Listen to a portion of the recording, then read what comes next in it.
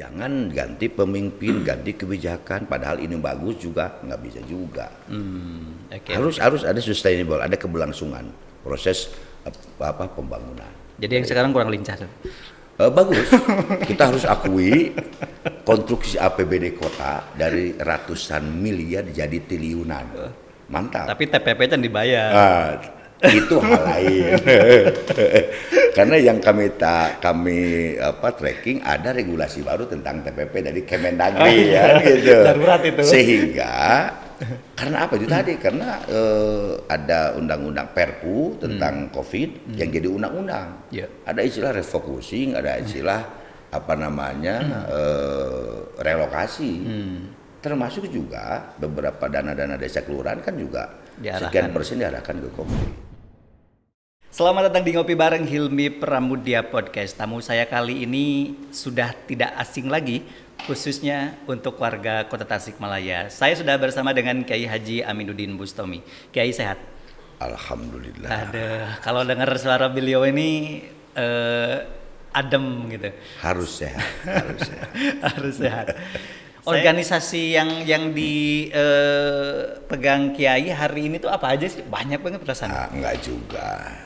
Apa aja tuh? Dalam rangka melayani umat ini kita sudah 3 periode lah ya. Berarti tahun ke-13 di MUI sebagai Sekum MUI. Betul. Kemudian di Masjid Agung kita ketua harian. Masjid Agung sudah periode yang kedua. Saya kira itu. Yang paling ini ya, di sisi lainnya. Ya, di luar itu harian menjadi amaliyah yaumiyah ini ya kita ngewuruk di pesantren. Oke. Itu aja. Di samping refreshing ya. Kalau yang lain mancing kita mah tadabur alam. Beroff-road ria, berrally ria, bahkan dalam rangka mensyariahkan sirkuit. Saya ingin mulai dari ini Kiai.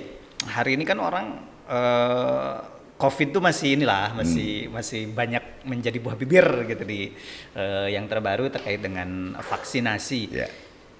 Saya tuh heran ya, maksudnya gini, ini isunya bukan lokal lagi sebenarnya, isu nasional kan. Wakil Presiden juga Kiai Haji Ma'ruf Amin yang memang juga ya mungkin dari sisi tokoh ulamanya khususnya ini kan terus juga menyuarakan. Kemudian yang paling dipermasalahan soal haram, halal, kemudian mengandung apa, kemudian divaksin ini tidak baik segala macam. Kita ngobrolin soal di lokal Tasikmalaya. Kalau misalnya Kiai melihat vaksin ya dari kacamata yang memang dikuasai oleh Kiai, seperti apa sih sebenarnya? Ya, pertama bahwa ini bagian dari memaksimalkan ikhtiar medikal. Bahwa COVID-19 ini tidak hanya di nasional bahkan di internasional. Tentu pemerintah dengan berbagai stakeholder, para pemegang kebijakan, kalau bahasa kami ini para inohong ini, memaksimalkan berbagai cara supaya masyarakat ini selamat. Walau memang debatable itu mesti ada. Perbedaan pandangan itu mesti ada karena memang kita sudah tahu sistem kita ini demokrasi. Tapi tentu pemerintah punya pertimbangan khusus semata-mata insya Allah untuk kebaikan rakyatnya dari Sabang sampai Merauke, termasuk diskursus tentang vaksin ini. Kita yakin bahwa COVID ini adalah makhluk Allah, makhluk Tuhan.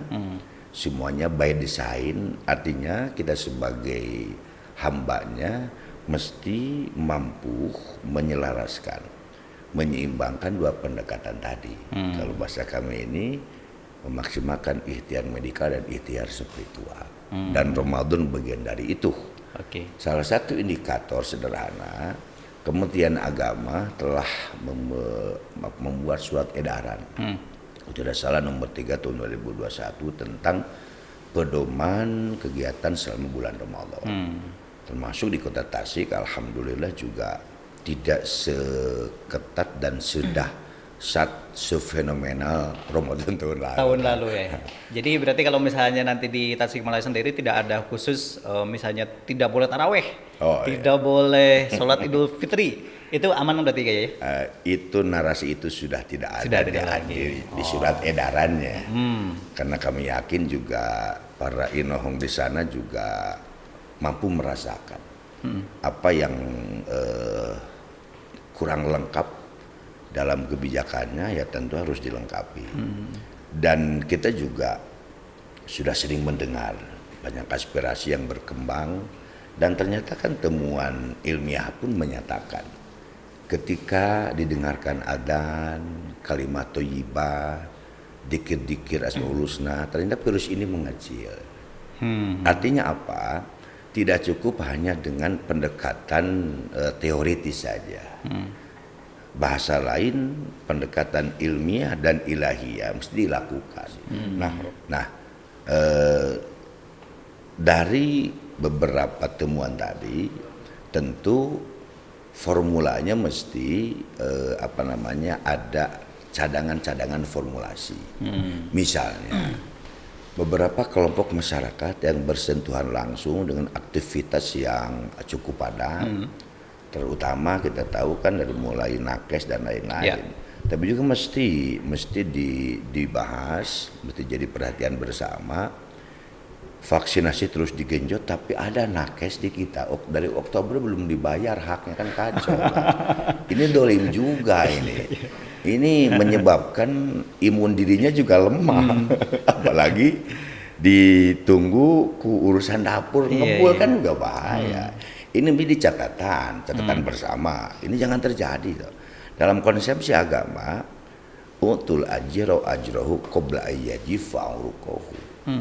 Idealnya kalau kita nyuruh orang mengerjakan sesuatu, itu harus dibayar sebelum kering keringatnya.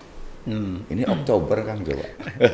Enggak, masalahnya ternyata Yai juga melihat fenomena, maksudnya aware dengan fenomena itu ya? Oh iya, kita memang sejak awal karena kita ikut rapat. Oke. Satgas Covid di rapat pertama, kedua, ketiga, keempat. Ya, ketika rapat selanjutnya kita jarang hadir karena sudah bukan wilayah kewenangan kami. Apalagi bicara polisi kebijakan bab budget dan lain-lain, bukan kewenangan kami. Jadi kapasitas kami para ulama paling tidak ini bentuk konkret sinergitas ulama umaro di kota Tasikmalaya. Oke. Alhamdulillah. Jadi memang tidak hanya saat ini Yai juga tidak hanya melihat dari sudut pandang yang memang mengerucut kepada bagaimana urusan keagamaan, tetapi juga fenomena yang itu juga saya kaget juga, ternyata tahu juga nih. Jadi begini, mindset kita, agama Islam itu syumuliyun, holistik, komprehensif. Dalam surah Al-Maidah itu dikatakan ayat 3, al-yauma akmaltu lakum, artinya dari mulai urusan terkecil sampai terbesar, dunia akhirat sudah lengkap dalam konsepsi agama. Tinggal kita sebagai warga beragama seperti apa memahami, menguasai dan mengamalkannya. Nah, termasuk kaitan tadi, kami sejak awal rapat pertama baru 2 istilah dulu berkaitan dengan virus ini, PDP, ODP. Iya, betul. Kemudian ada OTG. Kemudian juga kita ikut rapat dari para medis ini yang berwenang memaparkan tentang bahwa virus ini hanya akan bisa menular dengan droplet. Rapat kemudian robah lagi, bisa lewat udara dan lain sebagainya. Sehingga kacamata kami, inilah dunia. Alam ini kan mutaghayyirun, itu sunatullahnya.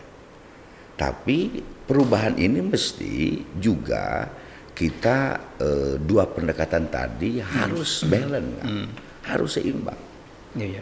Dan itulah memang tugas kita sebagai Abdullah dan sebagai manusia. Apapun usaha yang telah dilakukan maksimal, kalau tidak seimbang sebanding, ya ada kekuatan di balik kekuatan ini gitu. Saya tahu persis soal tadi campaign atau kampanye dari Yai soal bagaimana harus menyeimbangkan upaya dohiriyah batiniah gitu. Betul. Ya. Karena saya pernah mengikuti beberapa kali kampanye Yai soal bagaimana masjid itu juga tempat untuk bagaimana ikhtiar di Betul. apa namanya di batinia gitu, spiritual gitu. Itu Kiai seperti apa melihat itu? Contoh begini, kita sampai membahas di Komisi Fatwa MUI dengan para sepuh tentang jaga jarak di pelaksanaan sholat. Wah, itu ramai juga tuh ya. Ramai. Termasuk juga sebelumnya dibahas tentang apakah virus ini sudah masuk kategori taun. Taun itu? Taun yang dalam hadis Rasulullah itu dulu zaman Sayyidina Umar pernah ada penyakit semacam virus mematikan, namanya terkategorikan dalam agama namanya taun. Taun ini puluhan ribu orang hanya waktu sekian menit meninggal tanpa ada yang sembuh. Nah, sehingga kami waktu itu di MUI dibahas ini belum termasuk kategori taun. Karena juga banyak yang sembuh. Bahkan hasil tracking kami, kita bahasa tracking pengusung COVID kan. Ada 3T 5M. Penelusuran lah.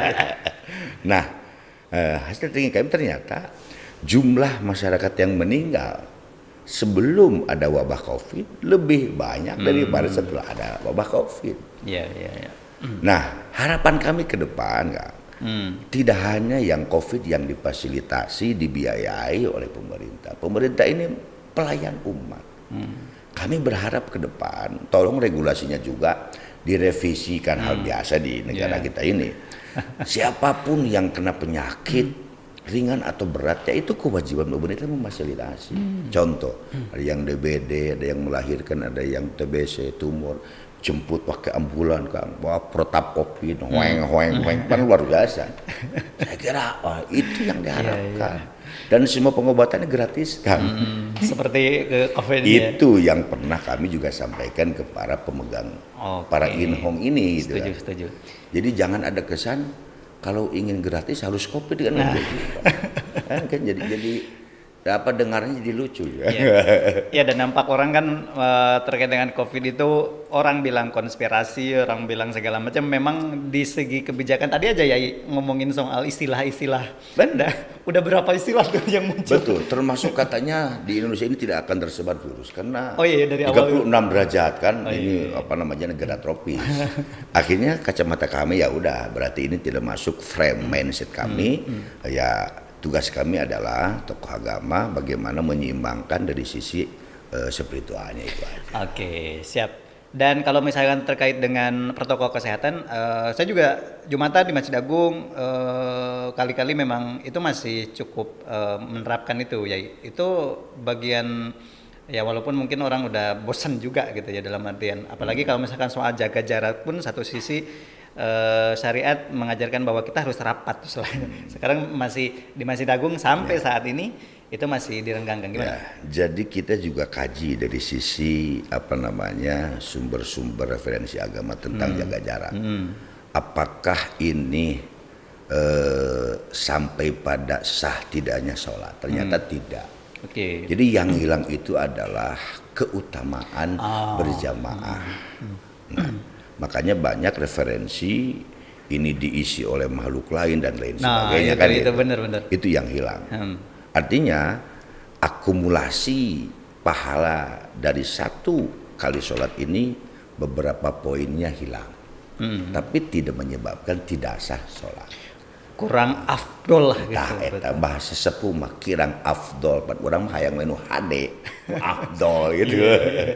Jadi memang kerasanya ada yang hilang ya. Kalau misalnya kita sendirian kok kejauh-jauhan gitu, ada yang kurang gitu kan. Apalagi di Masjid Agung ini kan masjid negara di tingkat kabupaten kota. Tetap kita protokol kesehatan kita lakukan sejak awal, bahkan kita buat inisiatif ada pintu khusus yang pakai apa namanya disinfektan itu namanya apa, pintu chamber dan lain-lain. Ya alhamdulillah sampai hari ini bahwa Masjid Agung harus menjadi pionir kan. Untuk masjid-masjid besar dan masjid-masjid jami. Alhamdulillah. Oke. Dan saya tahu juga hari ini Kiai juga sering melakukan silaturahim ke masyarakat. Bagaimana melihat realnya gitu masyarakat saat ini, khususnya kayak misalnya di pelosok-pelosok itu kondisinya gimana ya? Jadi gini kan, kita lebih yakin, ainul yakin, hakul yakin. Mengapa kota Tasikmalaya ini termiskin se Jawa Barat? Iya. Bahkan kita sampai tracking cari info nih kan, tentu ke pihak-pihak terkait. Berapa real jumlah masyarakat dari 800.000 kurang lebih jumlah jiwa. Yeah. Sehingga sebelum pandemi itu di angka 8,7%. Sehingga kita catat 76.125 orang masyarakat miskin di kota Tasikmalaya. Nah, pasca Covid naik 1,3. 86.130 orang masyarakat miskin. Yeah. Nah, kita dengan silaturahim tadi, tatap muka, muajahah, sebab kacamata kami kurang afdol lah, kurang utama kalau ketemu silaturahmi dengan orang sebatas melalui media digital. Iya, betul. Kurang afdol kan. Jadi kita mesti ke lapangan. Sehari bisa 5, bisa 6, bisa 7. Silaturahim aja.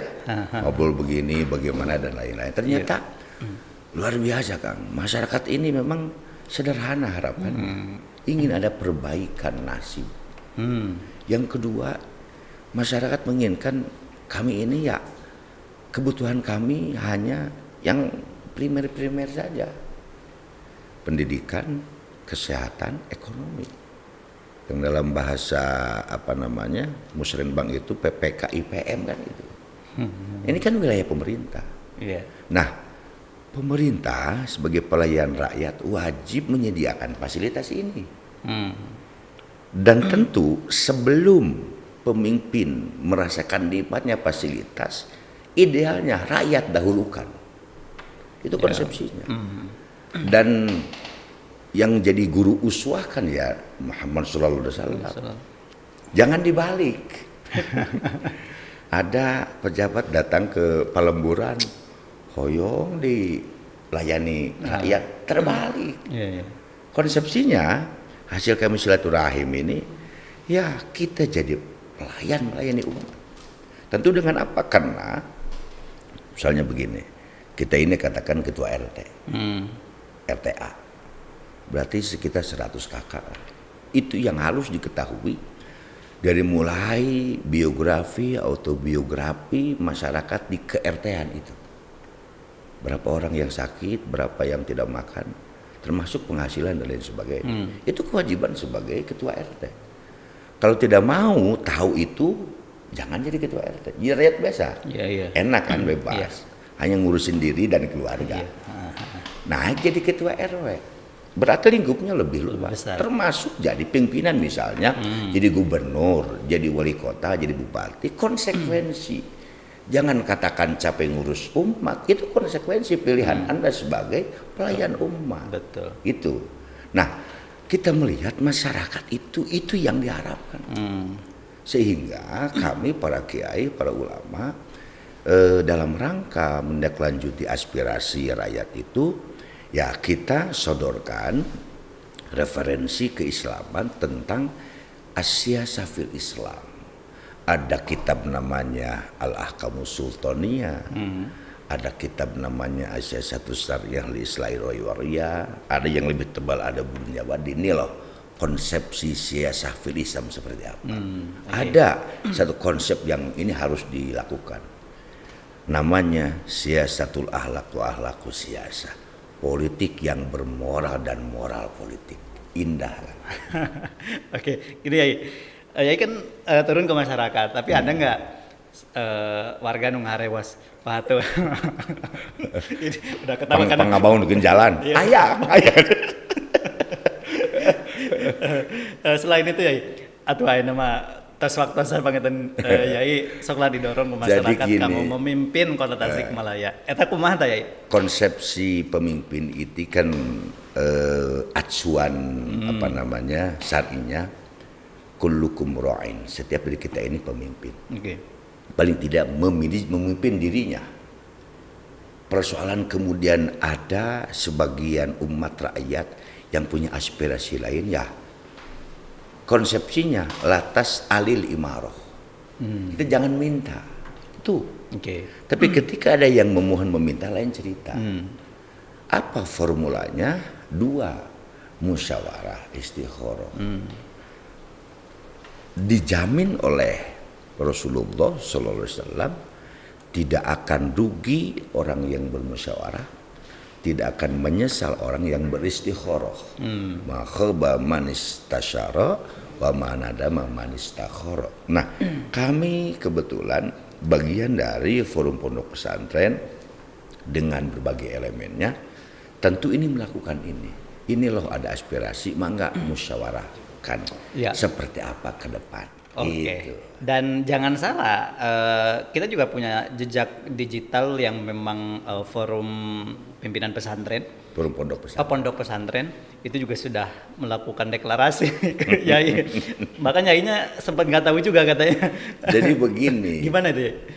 Beliau-beliau ternyata sudah membedah itu aspirasi tadi lebih dari 5-6 kali musyawarah. Di momen terakhir beliau manggil saya. Ini hasil musyawarah. Ya kalau memang kami dimohon untuk menjadi kepanjang tanganan sesepuh guru-guru kami, ya kita nggak bisa tolak. Tentu sekemampuan. Nah ternyata alhamdulillah kami lakukan lah, kalau mapping melegeting lah silaturahmi kan, berbagai segmen kan, sesuai dengan apa namanya kultur masyarakat kota.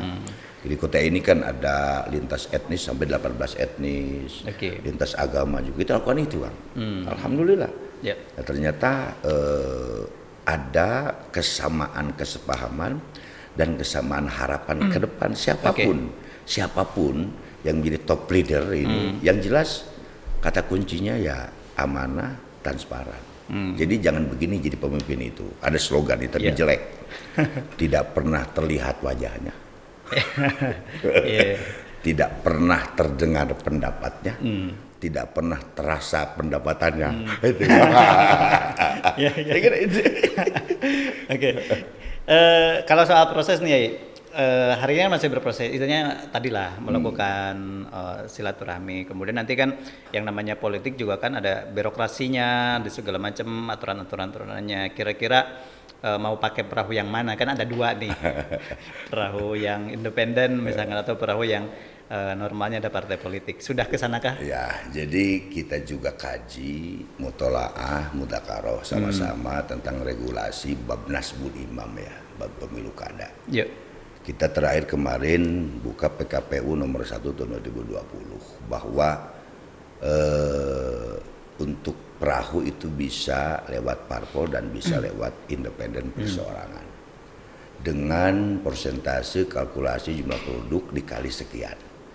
Kalau jumlah penduduk yang dari 100.000 sampai 500 persentasi persyaratannya sekian dengan belangko yang telah disiapkan penyelenggara pemilu tentunya. Nah, jadi kita komunikasi dengan semuanya. Tadkhulu min babi wahid semua. Dengan parpol juga kita sama. Kita juga dengan semua kawan-kawan yang ada di partai komunikasi baik. Kita ini jangan pernah nggak boleh baperan. Enjoy. Benar. Enjoy. Jadi bahasa saya ini cantang tos dinten enjing urang aya kena. Nah, itu. Jangan ketika kita tahu beda pilihan naros gente kan tidak begitu. Enjoy aja kita. Kalau perlu sama-sama. Ini Kang Hilmi Pramudia ini. Beliau calon wali kota, katakan begitu. Kita bareng. Kenapa tidak satu panggung, sosialisasi bareng kan lebih enjoy. Biarkan umat memilih kan. Ya, itu yang hari ini Abdi melihat itu harus diciptakan suasana itu gitu. Jadi dua-duanya kaitan pintu kita tidak fanatik. Mau parpol mau independen Nah, tapi juga nanti ada tim yang khusus untuk menganalisa ini. Mana tentu kos yang lebih ekonomis, efisien kan gitu ya. Betul. Mengapa tidak kalau memang masyarakat menginginkan itu kita langsung dengan masyarakat. Karena dua-duanya dibolehkan diregulasi tentang pemilu. Oke, kemudian saya juga ingin menanyakan terkait kos politik itu mahal loh. Apa istilahnya kita tahu lah nggak harus ngomongin dan pernah kita dibahas juga terkait dengan ini mahal gitu. Kira-kira sudah nyiapin modal nggak belum? Ini serius loh. Jadi memang saya dengar itu langsung di ketua KPU itu. Gitu. Bahwa demokrasi kita ini high cost. Betul. Betul. Nah, termasuk juga itu menjadi salah satu konten di musyawarah sesepuh. Iya. Nah, ternyata kos itu mahal ketika yang tampil personal individu. Tapi ketika berjamaah, dalam politik kan tidak aneh. Contoh, ketika kemarin Pilpres, ada salah satu calon yang ngumpulin kenceleng. Mengapa tidak acang patungan kenceleng? Sederhana kan? Enak. Jadi kita ini sahamnya saham bersama, bukan saham kapitalis, bukan saham perseorangan. Enak gitu, kalau saham bersama enak. Jadi pemimpin hari ini jangan harap bisa kaya, Kang. Itu kata kunci. Karena sekarang kan ada LHKPN. Misalnya ini juragan ini jadi gubernur. Amin. Berapa ini daftar kekayaan sebelum jadi dan setelah jadi. Sekarang ini ada pasal TPPU, jangan salah. Betul. Jadi Abdi merasa apa sih yang membedakan kami dengan mereka-mereka? Hanya skala memanfaatkan dan kemanfaatan untuk umat. Jadi hari ini pemimpin itu pertama harus amanah, yang kedua transparan. Jangan ada jarak antara dengan yang dipimpinnya, jangan. Hari ini kan terkadang tiba-tiba ini nomor telepon saya yang tiba-tiba jadi pejabat jadi susah dihubungi, ngapain? Jangan jadi pejabat lah. Kan gitu, nggak bisa. Kiai respon, kalau saya WA gitu pasti balas. Asal kecuali HP-nya lagi mati ya. Jadi karena apa? Konsekuensi pilihan tadi. Itu. Yang kedua bahwa alhamdulillah ternyata juga ketika itu hasil musyawarah bersama jamaah kolektif, kita tidak tidak pernah juga memikirkan sesuatu yang di luar kemampuan. Contoh misalnya, ketika ada masyarakat yang menginginkan kami sampaikan konsepnya itu tadi, dunia ini bisa tegak ketika ada 4 komponen tadi bersinergi. Ilmunya para ulama, adilnya pemimpin, bagerannya orang kaya, doanya orang fakir. Nah, pemimpin harus mampu sebagai dirijen untuk mengaransemen itu. Setuju. Ini loh masyarakat butuh ini. Bukan dari kami, bukan. Kan terkadang mah diklaim tetik urang, padahal mah tina duit APBD kan nggak bisa. Kita harus transparan, iya mati APBD gitu. Nah, iya tikuding tina gaji kan gitu. Apalagi katanya 2024 kita ini kan, jadi 17 November ini yang pemimpin kita yang hari ini juga habis jabat, jadi menjadi rakyat biasa.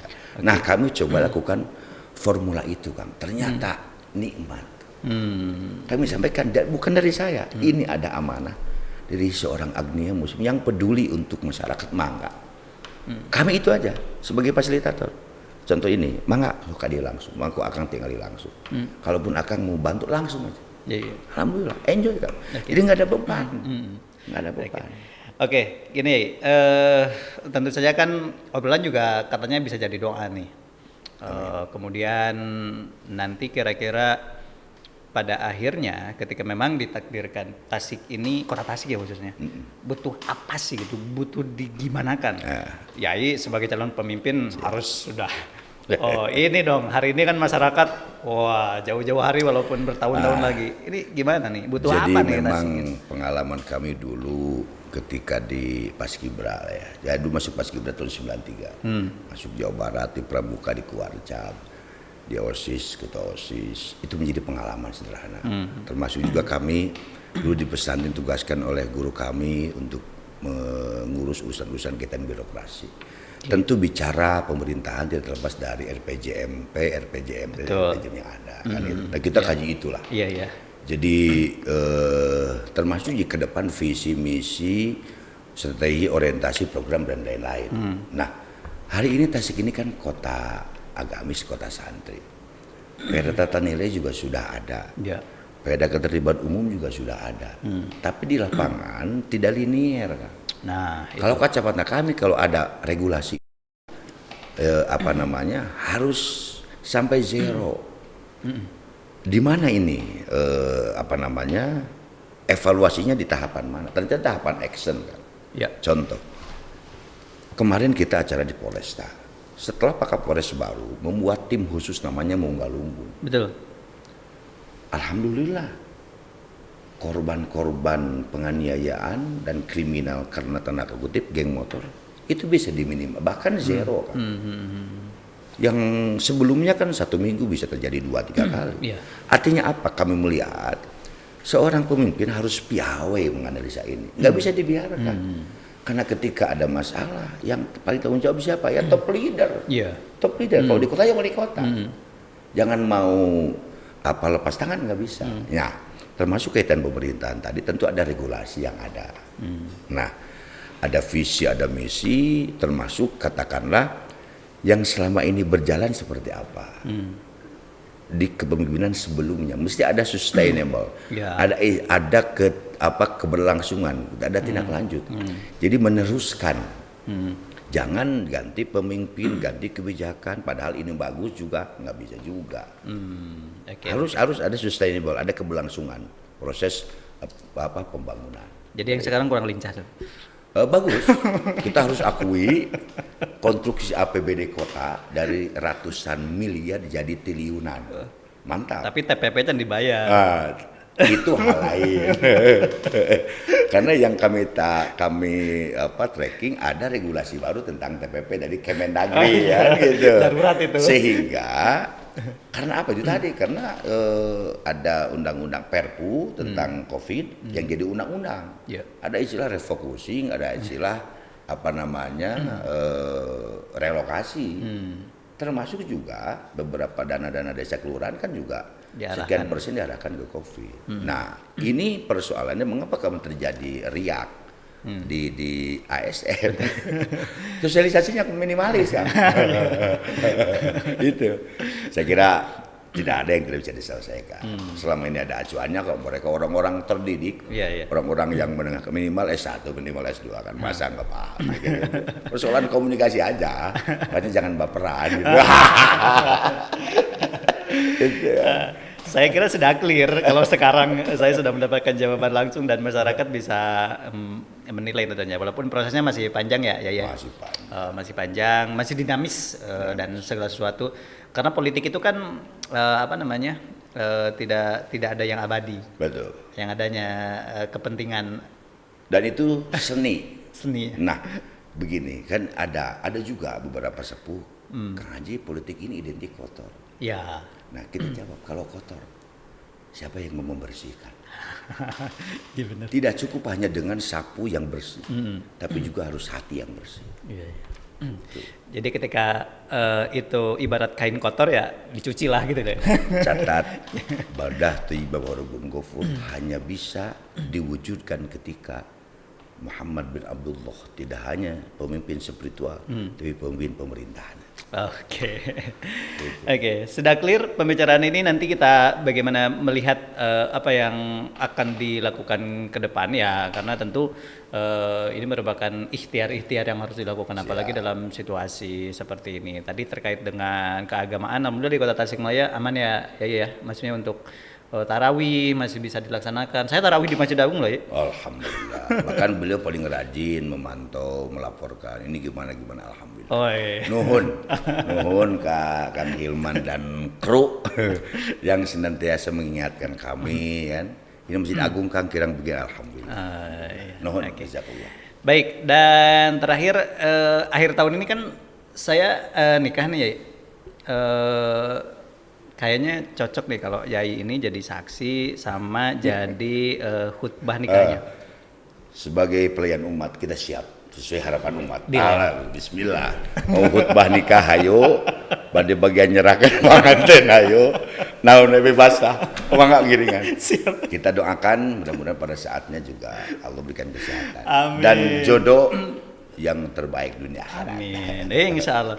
Kiai, terima kasih hatur nuhun Paranto Sumping, dan ada banyak sekali ilmu yang kita dapat hari ini. Semoga juga niat-niat apapun yang terbaik, kalau niat baik kita harus dukung dan doakan agar Kota Tasikmalaya ke depan lebih baik lagi. Ini merupakan akhir dari perbincangan kita hari ini. Terima kasih atas kebersamaannya. Wassalamualaikum warahmatullahi wabarakatuh. Sampai jumpa. Waalaikumsalam.